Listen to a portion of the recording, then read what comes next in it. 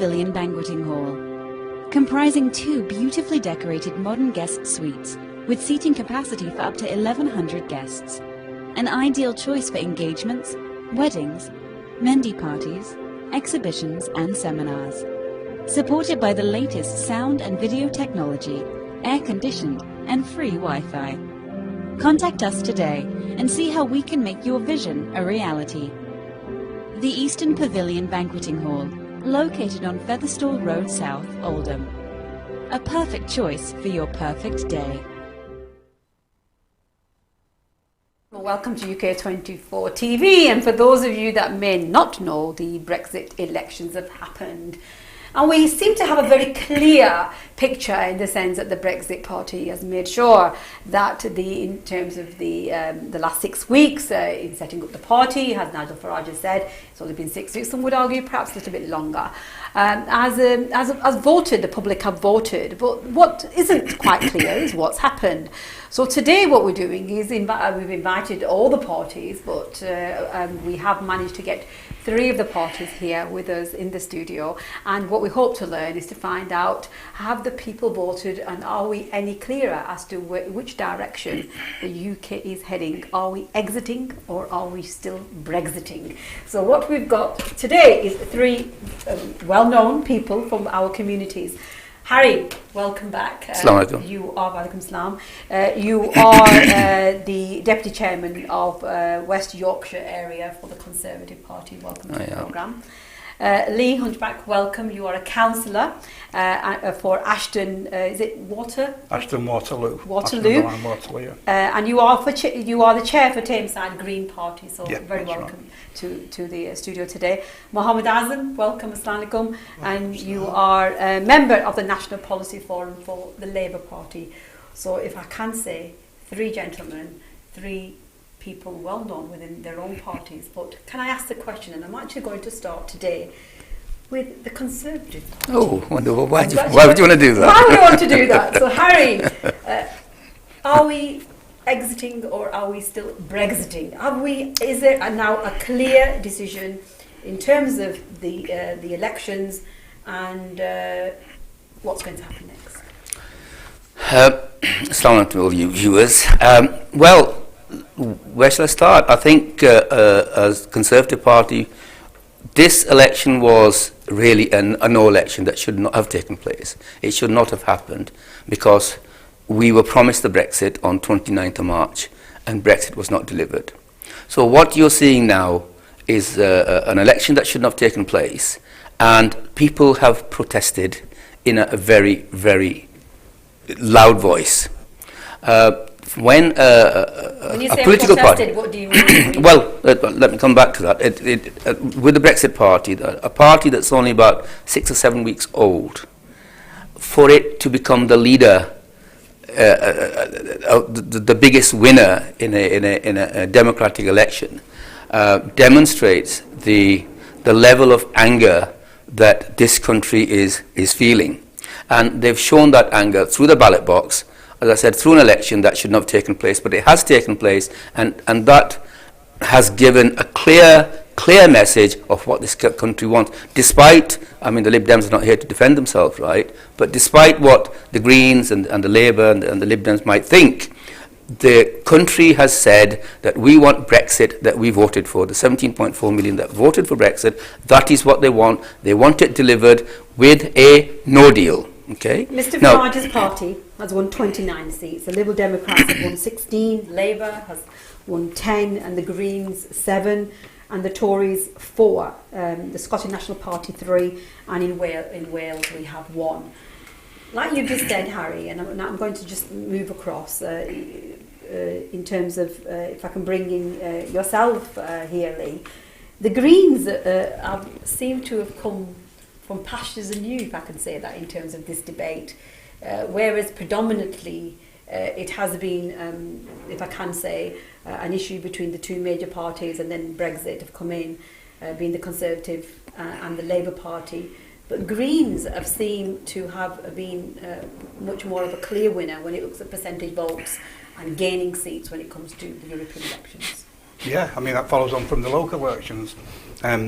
we expected to do well. We didn't know the way people were going to vote. Obviously, the Brexit Party is a single party, got most of the votes, but if you count up the votes from the Remain parties, obviously the Lib Dems, the Greens, but also the SNP and Plaid Cymru, it equals the Brexit vote. Now, I'm not suggesting that everybody voted purely on Brexit, because the MEPs can do nothing about Brexit. The MEPs are there to run the European Union. So it's no use complaining that we're voting for MEPs when they should be backing Brexit.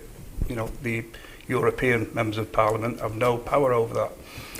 But no, I think the Green Party have been consistent. They said from day one that they're a Remain party, but we don't whip. We don't have a whip. So the few people that would have voted Leave are quite allowed to. But very much a Remain party. I mean, I was told by people who'd voted Leave that they were voting for me anyway. Partly as a protest, I think mainly because the people are more concerned now about particularly climate change, and I think it's particularly since the David Attenborough documentary about 4 weeks ago, where you get somebody mainstream who's respected like that, who's got no political persuasions that we know of, has confirmed what we already knew. Azam, I want to bring you in now. Was it a surprise? Do you believe it was a protest vote, or do you think the people have actually said we've had enough of the so-called mainstream parties, and they want a clear decision made, and they want to leave when they should have done? I'm not sure how you can translate this into a clear decision when on the one hand the Brexit Party that wants to come out has got the highest seats. On the other side, the biggest gainers were the Lib Dem and the Greens, who want to remain. So in terms of the vote share, it's almost same as the Leave and Remain. It's 52-48. So who's the clear winner? I think the clear message from these elections was, and the only party that was trying to unify the country as well as everybody else, was the Labour Party. Because the Labour Party was saying, okay, you may have voted one way or the other, you may have voted under false pretences, people may have lied, may have misrepresented or whatever, the decision's been made, we now need to come together, we now need to move on. But unfortunately, the media power didn't get that message out. Because of the media bias, that message did not go out to the people, and the people were misled by people like Farage. How can people? I just want to pick on that point. In previous interviews, this has been said that 3 years ago, when the Brexit debate started and we first had the referendum, that people were not clear. 3 years on, information has been shared, and there's still some people may have changed their mind, but lots of more information has gone on. Social media in generally, the information is there. 29 seats. 29 seats that they've got in terms of the Brexit Party. And I just want to say to viewers that we did actually try and contact the Brexit Party. We had no response. Liberal Democrats as well, but unfortunately we had no response for today. 29 seats have been won by the Brexit Party. Nigel Farage has given a very clear message. And is it not, I'm going to put this to yourself first, is it not that it is the only party that has perhaps given the strongest message that we are leaving on this date and this is what we're about? Is it not that? But what's been the message leading up to this? The message has been, these other parties, these elitists, aren't listening to you. We are. Now, that's the message. But was that the right message? Well, actually, it wasn't. How can somebody who sets up a party 6 weeks earlier be allowed onto the media station the way he has? That's a big question mark. Right, yeah, I mean, we'll talk about how and why. The second thing is, how can a political party that gets set up 6 weeks earlier, how did they elect the people? Where's the democracy in that? And also, where's the membership? When did they become? When did the members join? So there's the whole process. Whereas within the Labour Party, there's a process. We have policy. That's where I am. I'm on National Policy Forum. Members, send us letters, requests, speak to us, tell us what they want in the policy. We discuss it, then that gets to our national executive, then ultimately ends up at conference where the policy is made. Now, unfortunately, some of these people like the Brexit Party, their decisions are made on the back of a fag packet by the person who might have sat in the pub. No, 1 minute, Harry. I'm just going to bring Lee in on this because I'm sure Harry's got a lot to say in terms of the Conservatives. But Lee, 29 seats. It's clear. 29 seats are won. There's no ifs and buts about the number of seats that have been won. There's nothing to say that the votes were tampered or anything else. Very clear, very clean politics in that sense. Nigel Farage is not somebody new to this debate. He's been there. He's made it very clear where he was. The party, yes, formally speaking, was set up 6 weeks ago. Do you as a Green person, believe that this is true democracy? Well, it is democracy. I mean, democracy can be manipulated. I mean, especially from someone like Nigel Farage. I mean, he's formed a new party because the last party became defunct because of the amount of fines they'd incurred. He's lied. He's a consistent liar. So he's formed a new party. Now, people who are passionate and they made their mind up that we must leave on any terms. Thousands and thousands of people have voted for this party. Yeah. And all those people, are all of them stupid? No. And I would say that not. I would say that people that can be manipulated. But are you telling me that stupid. Somebody who's lied, so they're not stupid? So they have. I didn't say they were stupid. I'm asking. So they made it conservative. No, I wasn't implying that. They've listened to the Labour. They've listened to the Conservative. They've listened to Democrats. They've listened to yourself.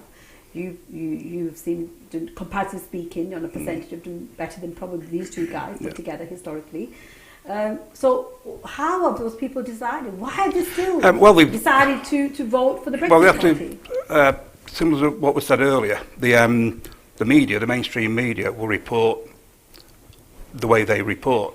Now, to have the poster that Nigel was stood in front of with people fleeing a war-torn country, suggesting that we were all going to flock into Britain, was false. Now, people aren't stupid for believing that, because when I first saw it, I had to research that can't be right. So maybe there's a bit of ignorance there, but it's also the job of journalists and the mainstream media generally to put that right. And if we're not being told, then we are going to be ignorant. It's the same with the bus. We all know it was a lie on the side of the bus.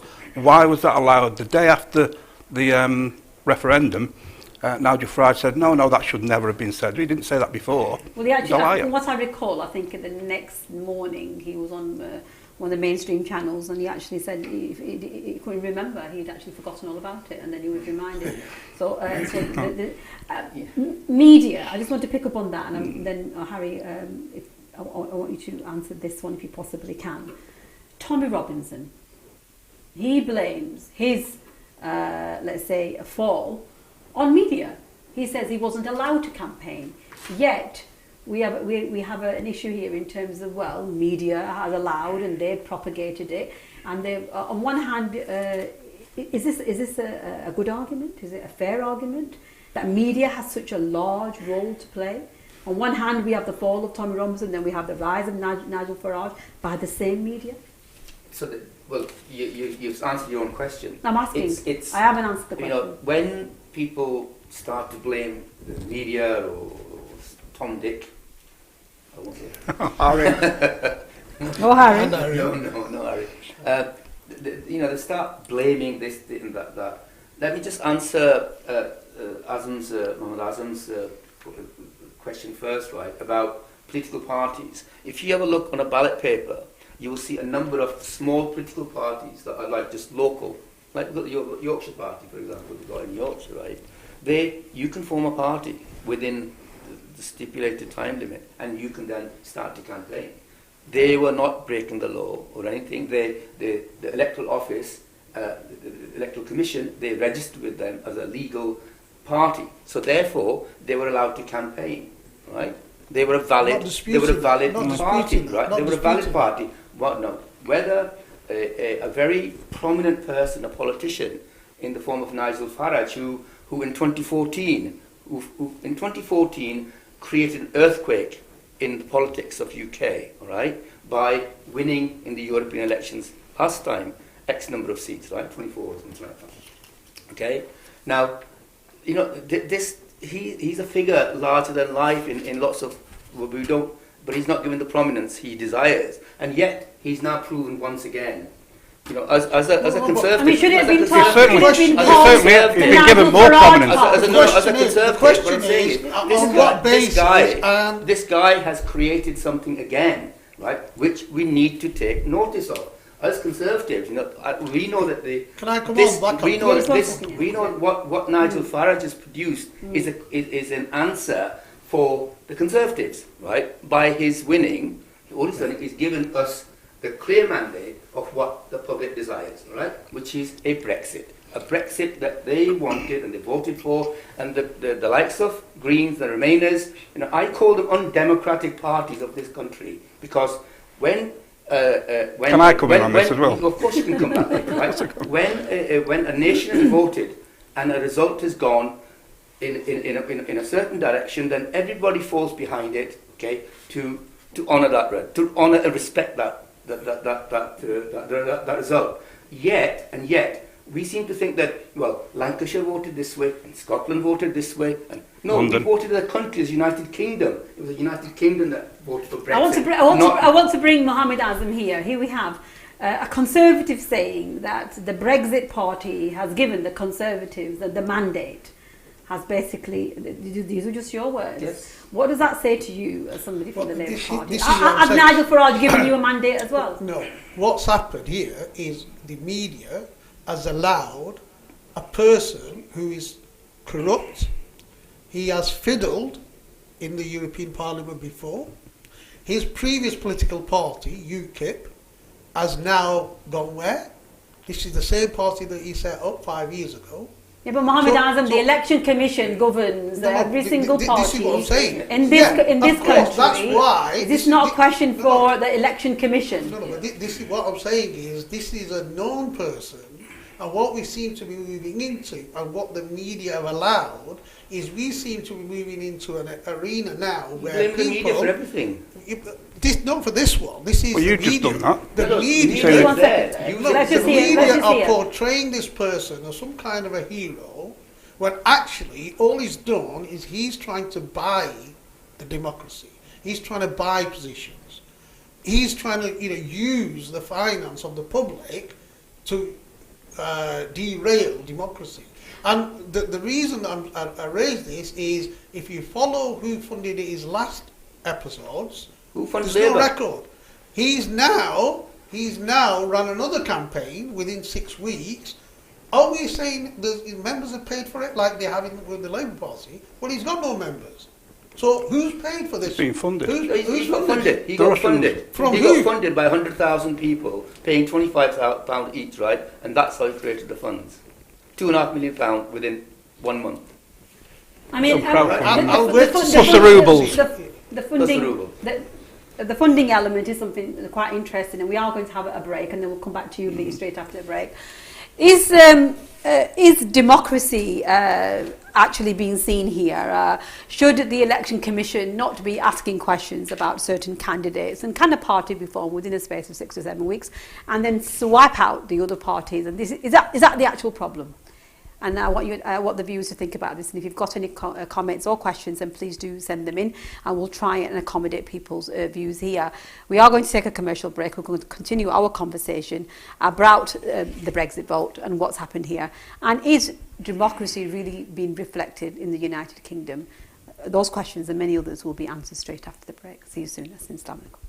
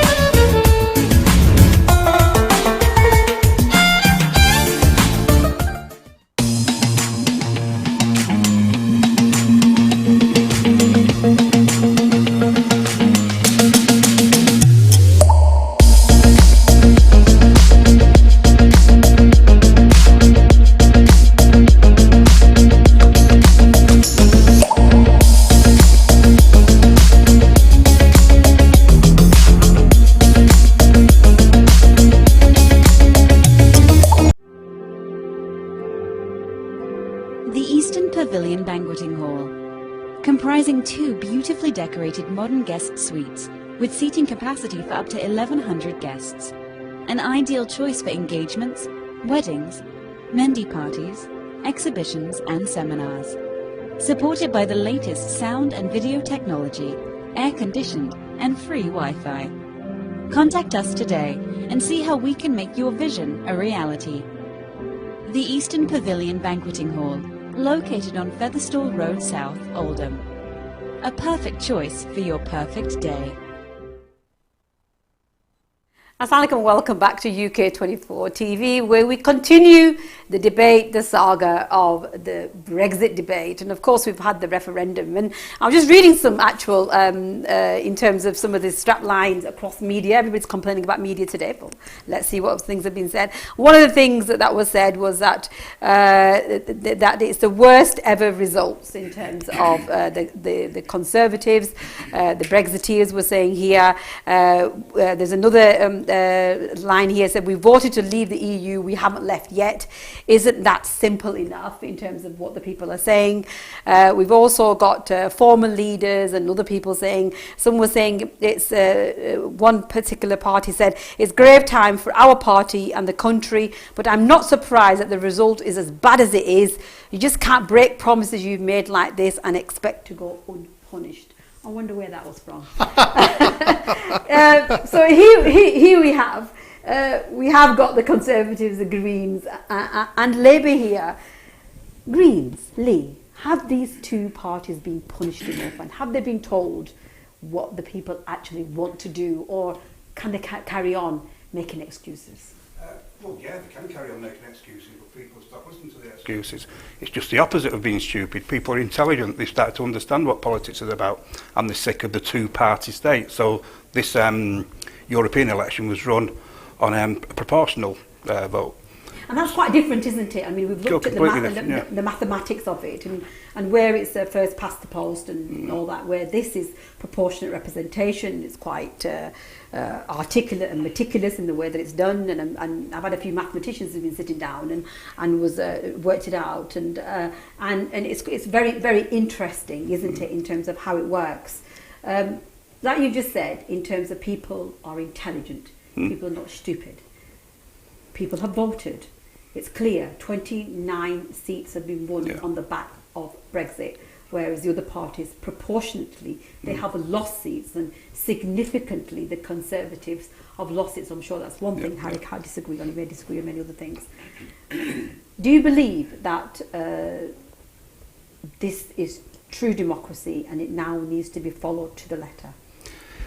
When you said, you mean the system, the voting system? Yeah, the voting system, exactly. I mean, Dont, who came up with the system, was a mathematician, which is why you probably need mathematicians to work it out. But it's simple enough. You just put a cross in a box, and you put a cross in the box that you want to win. Whereas with first past the post, most people, not because they're ignorant, because they know that they're forced to vote tactically, because if you do not want a Tory government, you've got to vote Labour, because they're the only opposition. If you don't want Labour to get in, basically you've got to vote Conservative. So Greens and the Lib Dems are always going to be playing catch-up. It's an unfair system. There was some say in terms of something that I heard, and please correct me if I'm wrong, one of the spokesperson, I think it was probably who then became the leader of from Change UK. I think is it Jane? The name just gone. But basically, there was this talk about tactical voting, wasn't there? And do you believe that there wasn't tactical voting? Do you believe that? No, actually, I think there was. I think the worst culprits were the Lib Dems. I'm really disappointed that they're not here, because their campaign was all about, if you don't vote for the Lib Dems, you'll get Tommy Robinson. If you don't vote for the Lib Dems, and that just purely wasn't true. So they must have gained votes by, again, misleading the public. Well, didn't Labour do that? My best friend voted. Labour do that as well in terms of Tommy Robinson? Yeah, but no, you're right. But it was the Lib Dems. It was the whole of the Lib Dems campaign. It's almost like the Brexit Party have only got one policy, and that's to leave the EU on any terms, even if it makes us worse off, which most people have admitted it will do economically for years. Never mind the environmental laws that were protected by in Europe. And the Lib Dems had one policy. They said, we want to remain. Now the Greens were saying, yes, we'd like a final vote or a confirmatory vote. So it's not going back. It's not telling people they're wrong. It's saying, here's the information. This is a deal that Theresa May has managed to thrash out. Is this what you voted for? Everybody didn't vote to leave without a deal. People voted to leave with a deal because that's what we were sold. Now that it's not happening, it's not been delivered because it's undeliverable. So now people are saying, well, we should leave without a deal. That's what people voted for. I don't remember that being the argument. The argument was, we will get a deal. We will get a deal. One of the things now we know what the deal is. One of the things that has clearly come out is that the Green Party, if I may use the word, has been a silent strength in the sense that they have basically carried on in terms of what they believe in and have gained a silent strength in the sense that the 7 MEPs were voted in. What do you believe that what was the success of the Green Party when you actually look back? Well, the silent strength thing is true, and that's this. I can come back to something Harry said before the break.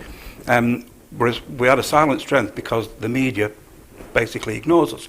Now I know that's easy to do because they'll say like Tory, Labour, Lib Dems, and the Greens.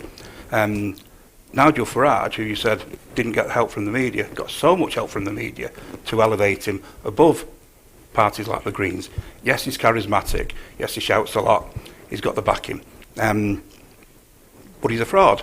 You know, he's everything he claims not to be. To just claim to be anti-establishment when he's the ultimate establishment guy.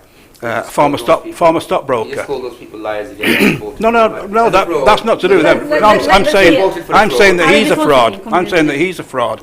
I'm not saying that people. No. People aren't stupid. No. Some people may be ignorant, and some people may believe something if they haven't got the facts.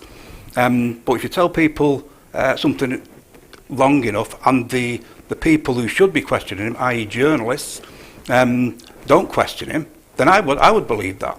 You know, I've had to be deep into politics to pick that out. You shouldn't be, but I am. But your question was about how the Greens achieved 7 MEPs.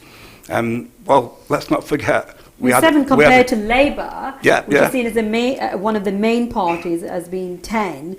And then if you look at the Conservatives, 4. So you're right in the middle. Yeah. As you are now. And because there is well, I'm just wondering whether I do have to keep these two apart, but I'm getting the feeling. I think you're doing a damn good job. Yeah. Harry might be swinging for me soon, but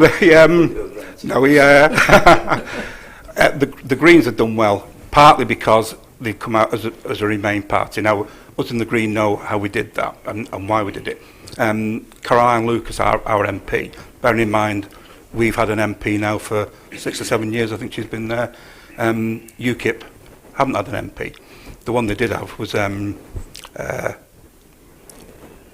former Tory. But anyway, Douglas Carswell. Douglas Carswell. Yeah. So it makes you wonder why.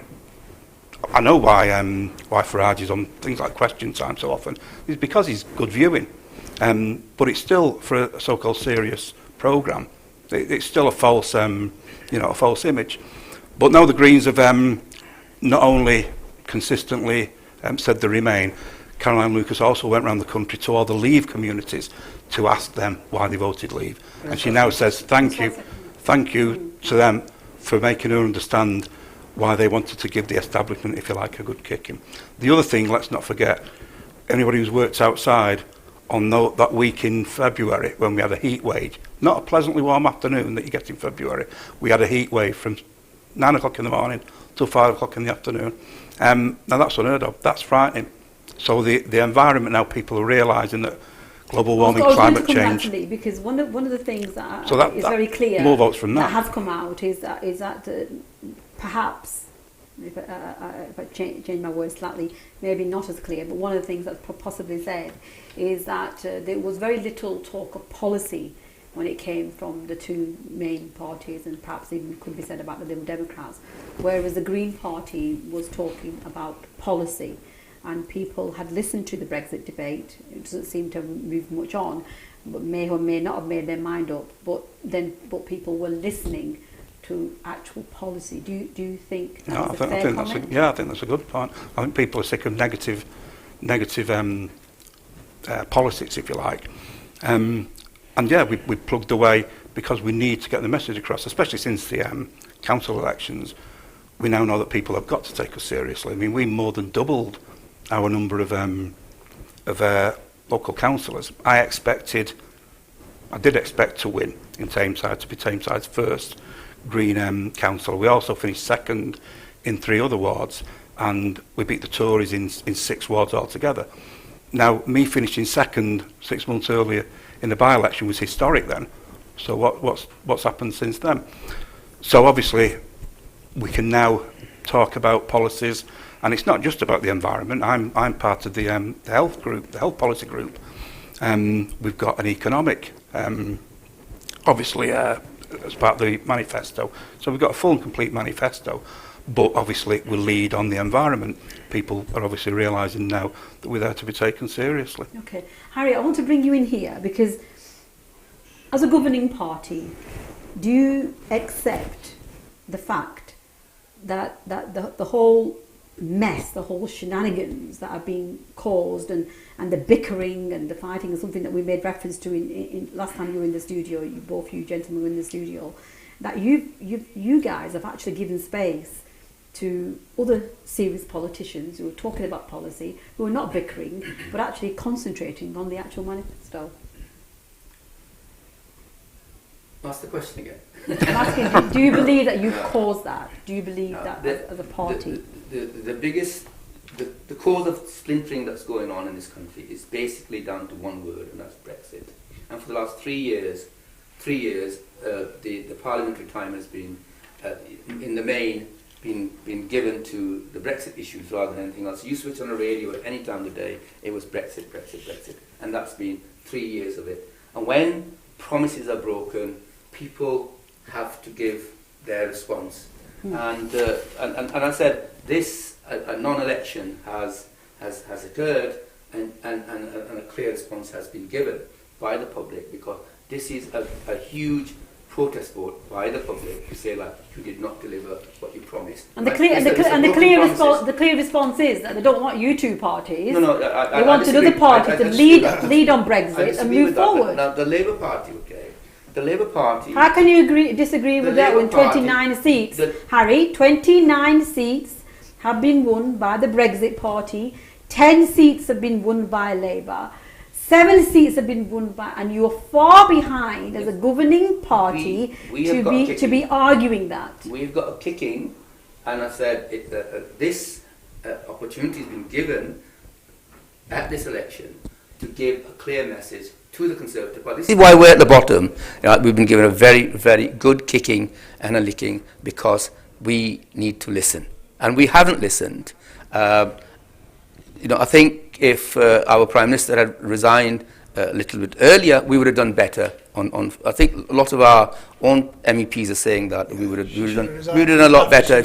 If she'd have slept down a week or two before, we would have probably done a lot better in the elections as well. But despite that, we understand that we've got a kicking. But I just want to make a little point about the Labour Party, right? The Labour Party, the leadership of the Labour Party is a 100% Brexit leader, okay? He is a Brexiteer. Rubbish. He's a Brexiteer through and through. And the Parliamentary Labour Party is the opposite, all right? It's the same thing that's happening in Parliament as well. We've got the electorate that is Brexit, and then we've got Parliament that is Remain, okay? So our politics has gone on its head, right? Where the politicians are not there to serve the electorate and their will. I remember you calling Theresa May a soft Brexit. She was a soft Brexiteer. She was a soft Brexit. She was a soft Brexit. And then, if I can ask Lee, why would they like to remain in the EU? What is your main driving force for it to be tied to an organisation, a super state that is non-political? It's not political people in there. It's run by bureaucrats, right? And the MEPs are just there to rubber stamp what they want. We've got no power. The MEPs don't have power. In 4 months' time, on the 31st of October, these MEPs who are elected today, they're going to disappear like a fizz, okay? Because we will have Brexit. If we get that right leader, if we get the right leader in place, We'll let Lee actually answer that question. yeah, why do you want to stay in? Why do you want to stay in? Making a lot, lots of statements there. So let's bring Well, you in. we want to remain, or we want to at least give people the vote to remain. We think we'd be far better off. We'd be worse off in any deal. The deal that Theresa May's managed to get, Just one second. People would never knew what the final deal would be. We were voting to We haven't got a leave or deal. to remain. Sorry, but I have to stop him, we right? haven't. I'm going to stop him. I'm going to stop. No. Harry, We have got no deal. There is no deal. Harry, let Lee answer the question. There is no We're gonna deal. Move on. We've listened very patiently to yourself. So let's have some patience. Yeah. Thank So you. so there's the fact that we'd be worse off economically for a long time. Even Jake Rees-Mogg said it may be 50 years to take us to recover. What after 10 years of austerity? So the Tories have given us 10 years of austerity, and then Lord Snooty says that we may have another 50 years. It doesn't. I can understand why he wants to leave, because the EU are about to bring in legislation to cut off the loopholes. And the Greens have a clear mandate in the sense that they want to remain. And also, partly because we've had peace throughout Europe, no war between European countries, member states. For the Oh, last come on, 70 that's years. NATO. We I haven't- used to serve in the Royal Navy. I'm in the Royal Navy. NATO protects That's us. fair enough for your argument. And the other thing is the environment, the amount of environmental laws. I remember when I was 11, and I think we joined the Common Market as it was then. The first thing that stuck in my head was that we had to clean our beaches up. And I thought, what do you mean clean our beaches up? And our beaches were filthy. And I thought, so the Europeans have clean beaches. What must they think about us? That was the first thing. So the environmental laws that have come in over the last 40 odd years, we'd lose them. And I don't trust the No, Conservatives. we won't lose them. We will lose them. There's no reason for our government to spend money on the environment at a time when it's vital, if we leave the EU, and that frightens me. I mean, I'm going to bring Mohammed Azam here. The headlines were showing that Labour loses, and Labour leader Jeremy Corbyn is facing increasing pressure from senior members of his party to back another referendum on Brexit. His own shadow chancellor is saying it is the only way through the deadlock. If we actually look at the actual, in terms of those particular views, and it goes on to say, of course we want a general election, he said, but realistically, after last night, there aren't many Tory MPs who will vote for an election. It will be like turkeys voting for Christmas. I mean, these are some of the things that he's actually said. What do you believe in terms of the Labour's decision now? Are you backing for a second referendum, or are actually you saying, right, the people have voted, we now need to move forward and actually move forward with what's been said? First of all, I think the viewers will agree what's needed is to bring the country together. Because at the moment, if we continue the way we are, if we just look after our own interests, this is what we're going to get. Our own interests, as in party interests. I'm talking about not parties, I'm talking about individuals. So people like Farage, who's a millionaire, these kind of people, if we're looking at their interests, we will have this kind of situation. The people that are suffering, that are homeless, that are going to food banks, the children that are in poverty, nobody's going to care for them. What Labour Party has done throughout has said, look, we want to bring people together. We want to talk about our domestic issues. We want to talk about austerity. We want to talk about bringing some of these public services, some of these industries like steel into public ownership. You believe that Westminster has spent far too long on the bickering and having the debates and going to and froing and doing that, because the steel industry, which is recently going through its own problems, and it looks as though we've actually, if we haven't lost it, we're losing it. Not much has been said about that, has it? This is the point I'm making. What's happened is the Tory government has failed miserably. It's not dealt with the issues that it needed to deal with. All it's done is looked after its own chums, giving them tax breaks. And the reason they want to come out of Europe, as Lee has alluded to, is because there are laws about to come in which are going to stop those loopholes where they're claiming the reason you want to come out of Europe is because people voted for it. If I accept what you've just said, why is it then they're actually even contemplating a second referendum? Who's contemplating? Labour Party. Why is it? That's Why not is there even any contemplation this is of what, that? You've not let me finish. This is what I'm saying. Labour Party is not contemplating second referendum. Okay. What Labour Party is saying is, let's call a general election. Let's give somebody a clear mandate. Let the people decide who they want to govern. But the Tory Party in government, despite losing votes, despite losing crucial votes, where in the past unwritten rules were that they would resign, they failed. Theresa May has hung on and hung on and hung on far too long until her own people couldn't stomach her. Now she's had to go and she's gone.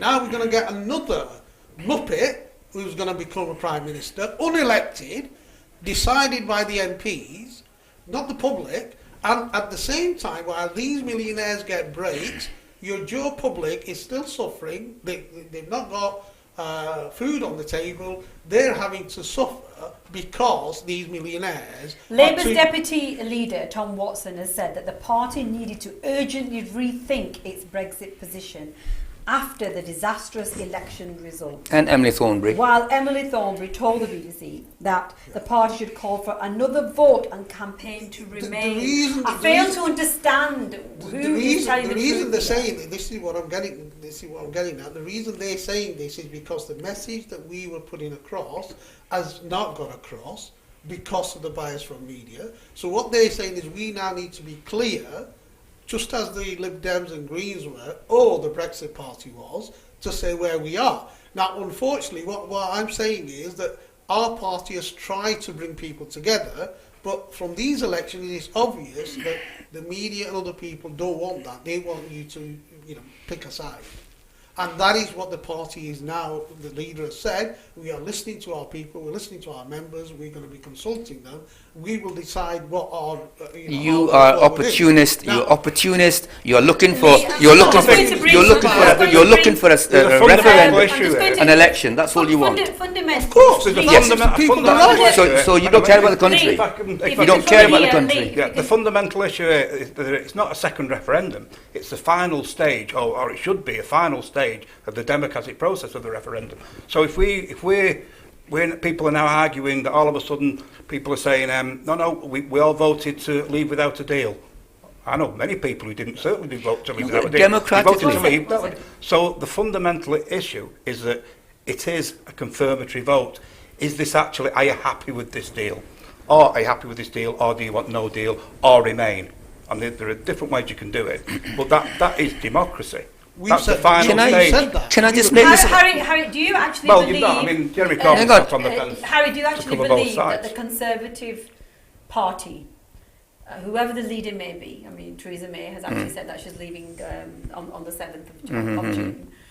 Whoever the person may be, do you believe that the Conservative Party, given its history, given the internal conflict that's going on within the party, and we now have got an extra, if I may say, conflict because the conflict's going to be about leadership. Do you believe that they can deliver any kind of deal on Brexit? Yes. Now, simply, yes, we can. But I want to first clarify what Lee keeps going on about and Azam keeps going on about is a deal, right? Right now, there is no such thing as a deal on the table, okay? It is called a withdrawal agreement, all right? It's just a blueprint for our future relationship. But it's a deal, it's not a deal. The deal hasn't even started yet. The deal with the European Union has not even started yet. It's just a divorce agreement, right? Of give and take, all right? It's an agreement. That's all it is. It's an agreement. It is not a deal. So that the word deal should not be being. Well, it's not a deal, right? So you're not voting on a. You're not voting on it. You're not. No, it's not hair. It's a big. It's a big word. It's a big word. Deal. We haven't even started dealing with the European Union yet to make our deals our free trade agreements, right? We are going to go to a break. So let's just hold that thought. For now, until at least the break, and we may change our minds, we're very good at doing that. It's not just women that change their mind, it's men do it as well, of course. You do it too often. All the time. Politicians do it regularly. Politicians do it. Politicians across it. We are going to go to a commercial break, and straight after we'll continue our conversation. And I do want to bring in the issue about leadership, because leadership is something that's going to be absolutely instrumental in taking us to to those particular dates. So for those of you that are watching, we'll continue our conversation. I'll try and keep these three gentlemen as calm as I possibly can and ignite them straight after the break. Assalamu alaikum.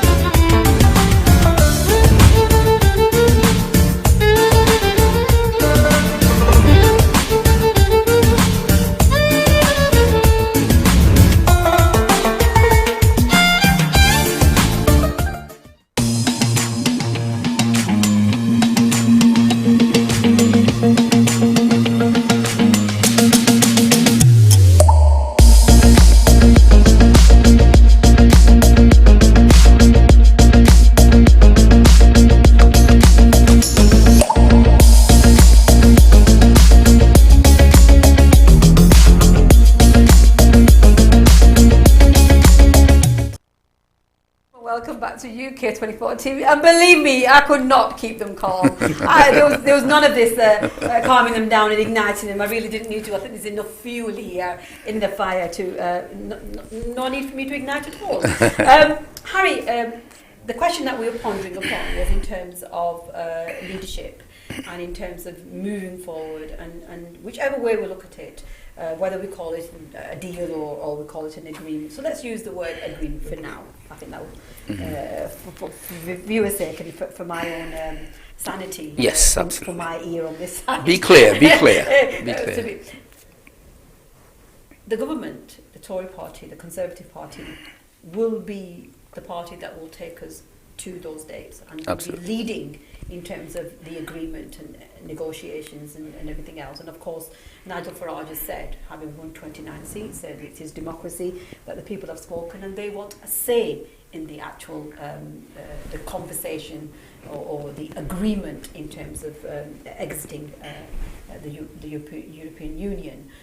How is that going to happen when we have facing us a storm within the actual Conservative Party for leadership? It seems like the whole thing has changed now from Brexit to actual leadership. Well, yes, and it was a long time coming, and I think Mrs. May has, in the main, tried her hardest to deliver what she believed in, and she stood on that principle, and we have to commend her on that because she stood on those principles that she believed in. However, now that she has decided to step down and having failed to deliver her withdrawal agreement 3 times, she was going to bring it the 4th time, and I think to be sensible, if 3 has failed, the 4th was going to fail, and she knew it was going to fail again. She decided that it's best for her to step aside and let. It was because it was Theresa May that no matter what agreement she had, no matter what she'd managed to negotiate, that there was a clear response and directive from Westminster that they didn't want her to do it. Do you believe that Theresa May was the problem? Well, it became to the members within the House of Commons race, but anything that she brought back, they were not going to vote on, and they made it very clear. All right, whether she was right or wrong. So my question is yes. Well, it was for them to decide, and they decided that they weren't going to back that deal the 4th time as well. Now she has stepped aside rightfully to allow another leader to take her place and to deliver what she was unable to. And the thing is, where we had half a Brexit and half a Remainer, now we will have in Theresa May. We will have a full. Well, it was Well, no, she was a, In Theresa May? She was a soft Remainer, no, soft Brexiteer, whichever you like to take it.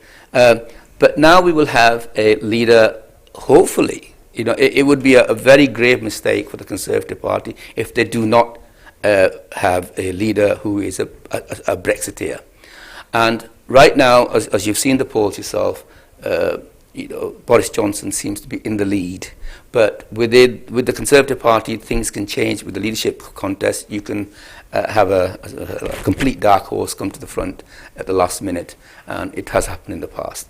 But right now, Boris Johnson is the favourite, and he's a favourite with the membership across the country as well, for the Conservative membership, because we know that he will deliver the Brexit that the country demanded, the country wanted, and our electorate, our membership wants that as well. We want to deliver the Brexit that people voted for, and with now the Brexit, with the European elections, another mandate landing on the table, and I think that has become a hard, solid fact for us to deliver what people want, and it has to be a Brexit. I'm going to ask you your preference or prediction, whichever word you want to use, your choice, whether you choose to use prediction or preference, in a minute in terms of leadership. But I'm going to bring you in here, Lee. It is going to be a Conservative leader who is going to take through the final stages of Brexit. Should another referendum not happen, should it be carried through in terms of the people's vote? If the people's vote is actually respected, listened to, adhered to, as it was in the first referendum, right now to the European elections, with the Nigel Farage in terms of leading that particular group of people, a large majority of people. Where do you sit on this? Do you believe that we are going to have somebody who's going to be very clear, decisive, and have a clean break in this divorce? We'll get someone who'll try to look like that, but they're trying to deliver the undeliverable. Now, Boris may come in if he's successful, and go for a no-deal Brexit.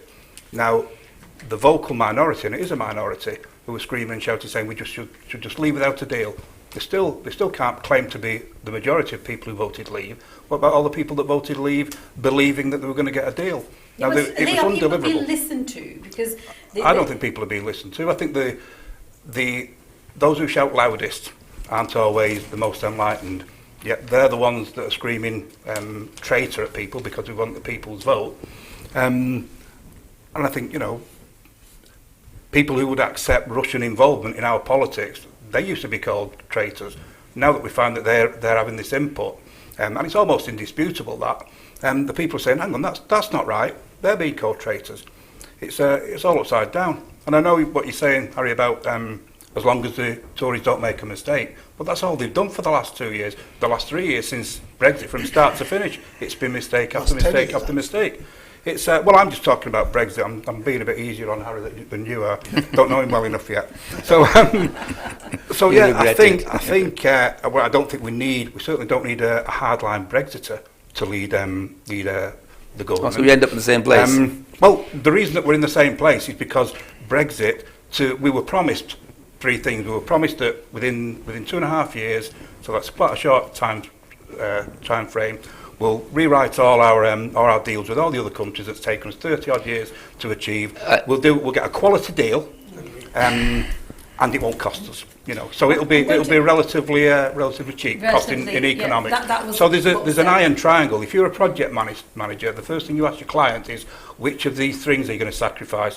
We can do the job quickly, we can do it with quality, or we can do it cheap. But you can't have all those things. You try and get someone to fit a kitchen next week, cheap, finest quality, doesn't exist, and it's the same with any project. Brexit is no different. That we're still trying to choose, or still trying to decide if we want the kitchen or not. I mean, the extension, we put the plans in, but then we don't want to actually pay the fees to be able to actually get it through. I'm going to ask you, Mohammed, in terms of something that Leah has just said, is that we don't need a hard line Brexiteer to go through this finals. Do you believe that we need someone very strong, said that's it, deal or no deal, agreement or no agreement, like Boris Johnson, or do we need somebody that's actually going to think, well, hang on here, we've decided we're going to leave, but we want the best possible deal or agreement for the people of the United Kingdom.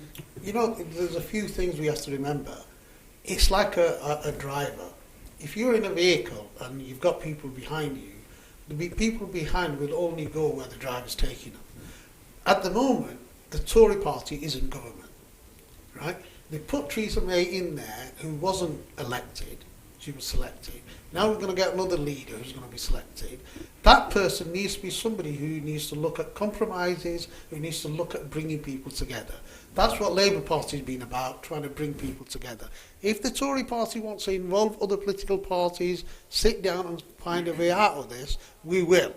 If the Tory party wants to just keep itself happy, or one wing of it happy, like it's been doing for the last 3 years, then we're going to end up where we are currently. There's going to be no move from here. Now, the other problem you've got is the Tory party is very good at kicking the cans down the road. And we'll do it another day, because they think something might happen. And now, unfortunately, we're at a stage where decisions have to be made, and we're running fast out of time. What the Labour Party is trying to do is to unify and bring people together. And we're still going to try and do that. And that is what we're asking all the other political parties to do as well, is to say, look, the country has to come first. Our people are dying on the streets. We can't let this carry on. Our NHS is coming to its knees. Our school kids are asking teachers to feed them or provide pens. This is the 5th richest nation. Now, is that what we want for the future? Surely not. So in order to put that right, we need our domestic agenda to be back on, domestic agenda to be sorted. The Tory party is not prepared to do that, because their, friends and their colleagues and the people that are financing them are okay. They're millionaires.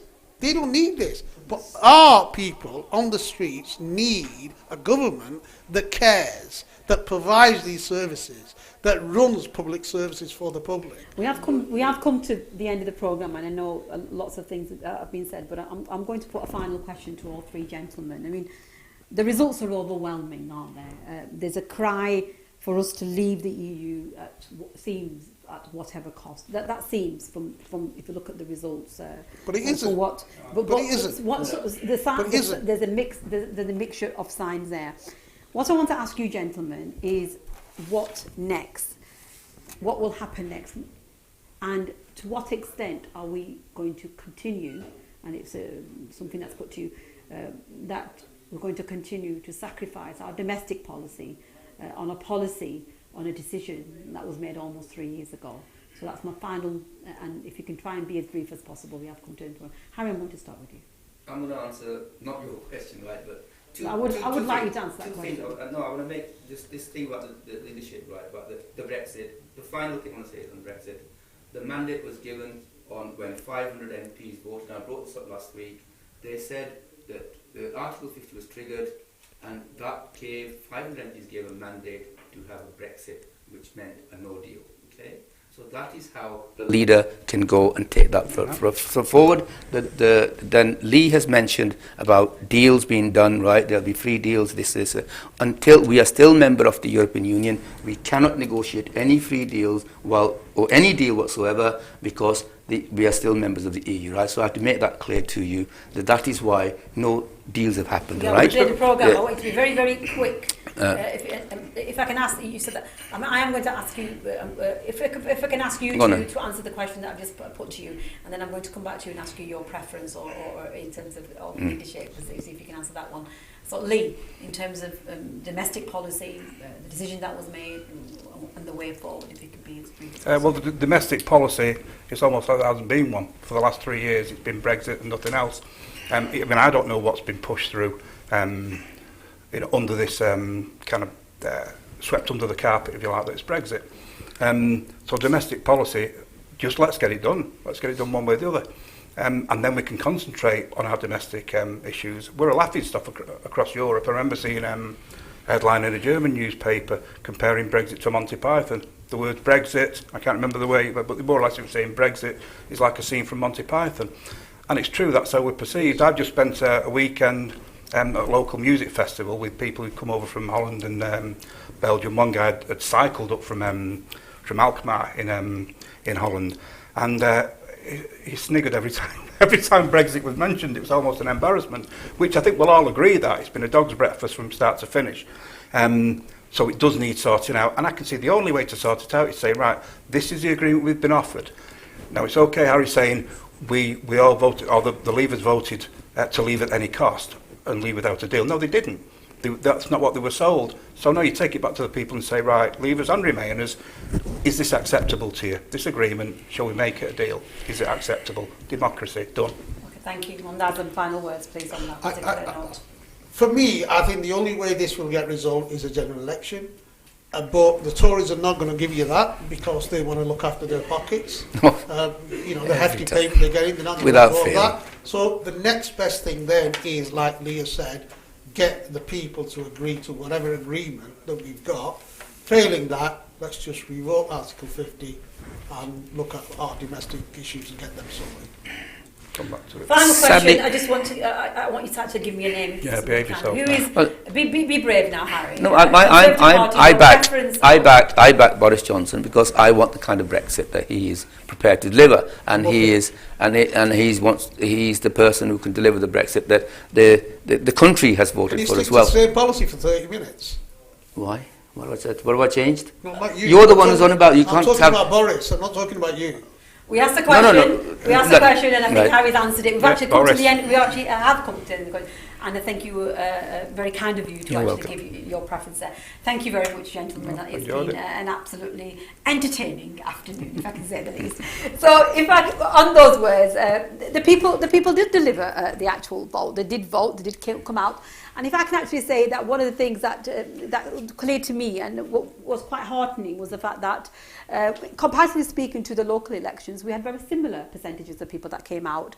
There was one say that perhaps in terms of the Muslim community, BME communities perhaps wouldn't come out because of the month of Ramadan, but also the fact that people were fed up and they thought, what's the point? Nobody's listening to us.